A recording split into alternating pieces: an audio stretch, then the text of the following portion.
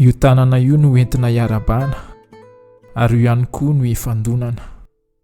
Io no anafisafona ary io ihany koa no itolomana.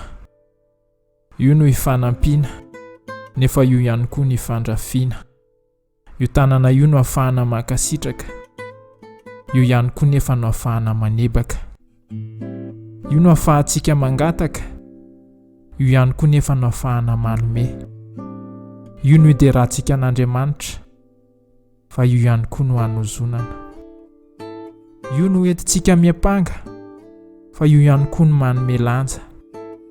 Io tanana io no ifandratrana, fa izy ihany koa no mitondra fitoniana.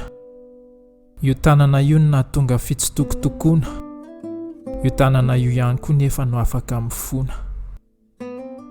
Ny tanana dia afaka mandrava, nefa ireo ihany koa no ahafahantsika manangana.